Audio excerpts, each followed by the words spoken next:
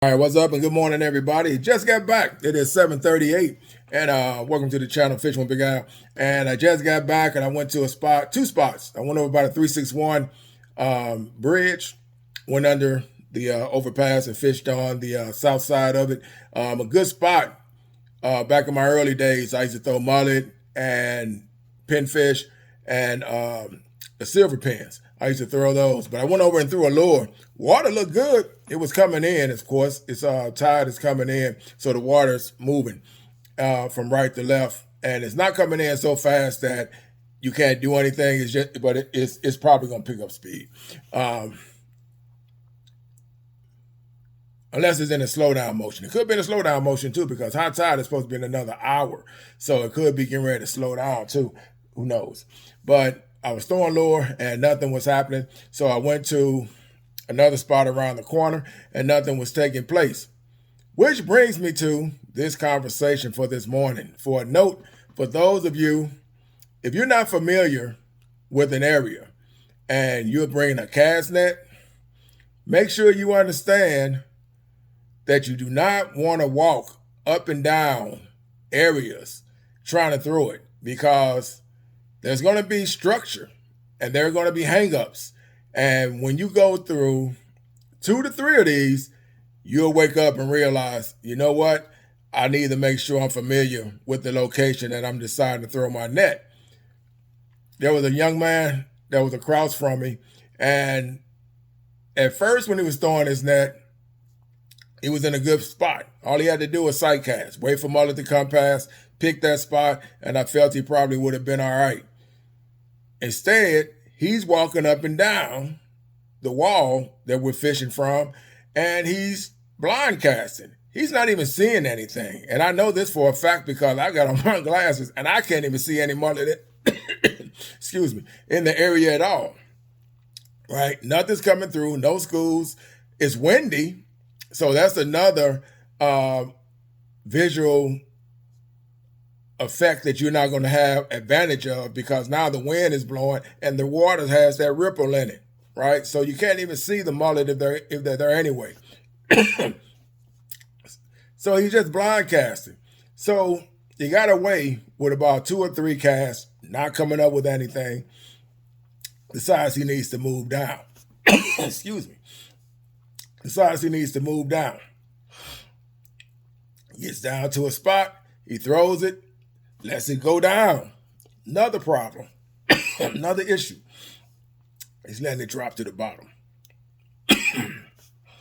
When he went to retrieve it, excuse me, y'all, I think it's something in my house that's making me cough. The whole time I was out, I was not coughing. I left yesterday, came back home, started coughing. This morning, started again. So I'm thinking it's got to be something in this house that's making me cough. I got to figure it out. We might have to do a cleansing and get something out of here. But anyway, bear with me. He threw it, and he got hung up. How do I know that? How do I know that? Because I heard him scream.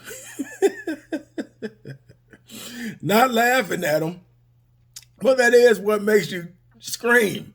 When you throw a cast net, and these things are not cheap, he looked like he had a pretty good solid net.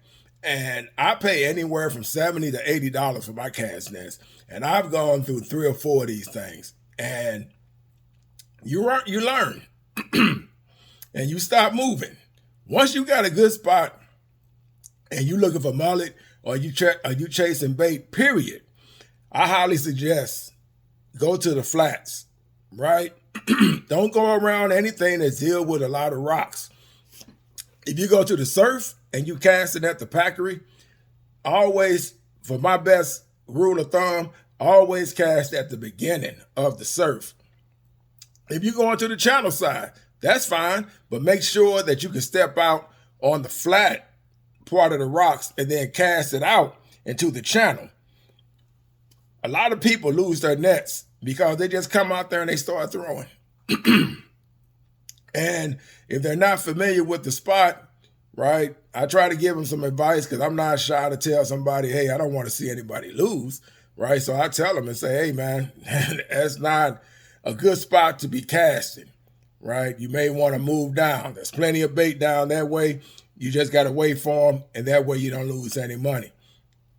If you go through 3 or 4 of these, and trust me, if I lose a net, I try to keep money set to the side just for that reason, so I can run back up there if I know I'm going fishing, right? And I know I'm catching bait. Might as well go ahead and buy bait, because me buying the net, I just paid for like 4 buys of bait from the bait house anyway. So if I go spend another $75 or $80, I could have took that 20 per each shot at the bait house and did the same thing. That's what it's going to come out to.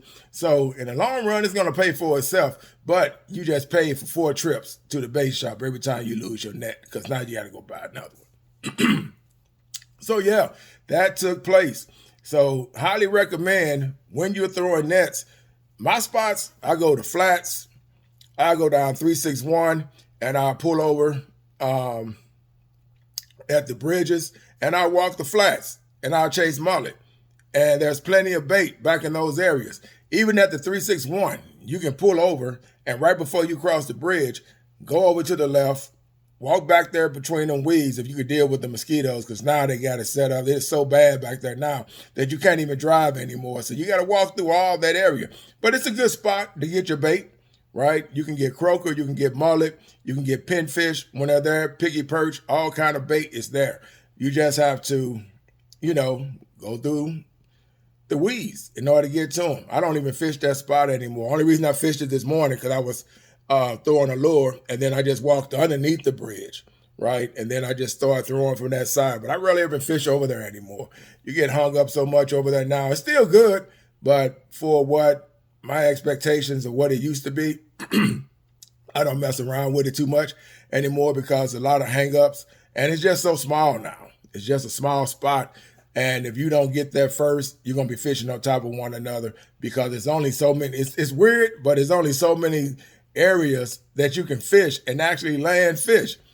It's got some size to it, but if the fish are just not all over the place, there's only like 3 or 4 different spots that you can fish at 361 Bridge. And certain areas, if you know it like the back of your hand, you know that if they're not there when you first get there, just stand by. They're going to come and they're going to hit in that spot. You just have to be there for them. So that's the way I see it, the way it is now. We used to be able to drive and fish back there, enjoy your day, but now we can't. So it's kind of, people tore it up. People tore it up. Human nature tore it up. Not nature itself. Human nature tore that area up. So the man blocked it, not allowing anybody to drive there anymore, made it where you have to park and then walk if you're going to fish it. And a lot of people do, but for the most part, yeah. But that is what took place this morning. But the biggest thing is, I just said I'd drop a note, because you get a lot of people that want to throw cast nets, and a lot of them, you got to learn. I did it myself. A lot of us fishermen, we did it ourselves, and I'm pretty sure you got fishermen that got stories just like me. They went through 3 or 4 of them. But before they decide to say, enough is enough. Can't keep on paying for these nets. So you just practice and you learn areas to throw your nets. And mainly I say flats. Try to stay in your flats. And if you do get hung up, the water's not deep enough that you can't get your net back. You can actually just, go to it, pull ahead, and you can get your net right back. But when you casting and you throwing that bad boy in an area you're not familiar with, and plus you letting it sink down, you're taking a chance of really getting it hung up. So if you don't see any bait, don't even throw it, right? I mean, I can't tell you not to throw it. I just know me. I'm a sight caster. I always make sure I see what I'm throwing my net at. I don't just throw it. I always can see what I'm going to get. But that's because I know the spots, like a lot of guys do. They know where the fish are at, and they know where the bait's at. So they can go there, and they're going to find them, and you're going to see them tailing in the water, whatever, and that's another sign. If you see them tailing, throw your net. That's bait. That's bait that you can get back. So with that said, I'm out. Y'all be safe. God bless. Peace.